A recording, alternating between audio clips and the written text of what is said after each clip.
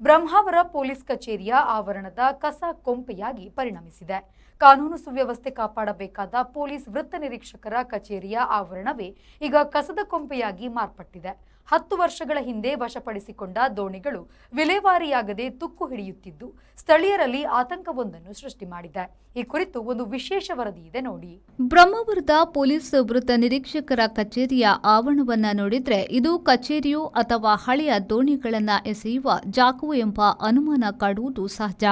ಸುಮಾರು 10 ವರ್ಷಗಳ ಹಿಂದೆ ಅಂದಿನ ಕುಂದಾಪುರ ಸಹಾಯಕ ಕಮಿಷನರ್ ಆಗಿದ್ದ ಭೂಪಾಲನ್ ಅವರ ನೇತೃತ್ವದಲ್ಲಿ ಅಕ್ರಮ ಮರಳುಗಾರಿಕೆ ಮೇಲೆ ದಾಳಿ ನಡೆದಿತ್ತು. ಅಂದು ವಶಪಡಿಸಿಕೊಂಡ ದೋಣಿಗಳನ್ನು ಇಲ್ಲಿ ತಂದು ನಿಲ್ಲಿಸಲಾಗಿತ್ತು.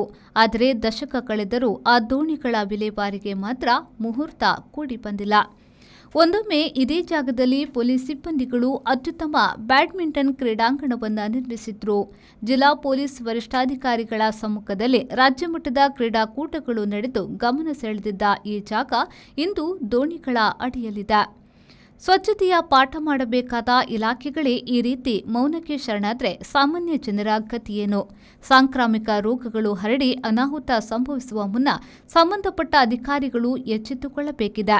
ತುಕ್ಕು ಹಿಡಿಯುತ್ತಿರುವ ಆ ದೋಣಿಗಳನ್ನು ಕೂಡಲೇ ವಿಲೇವಾರಿ ಮಾಡಿ ಸುಂದರವಾಗಿದ್ದ ಕ್ರೀಡಾಂಗಣ ಮತ್ತು ಪರಿಸರವನ್ನ ಮತ್ತೆ ಸಾರ್ವಜನಿಕರಿಗೆ ಮುಕ್ತಗೊಳಿಸಬೇಕಿದೆ ಎಂಬುದು ಬ್ರಹ್ಮಾವರ ಜನರ ಒಕ್ಕೊರಲ ಒತ್ತಾಯ.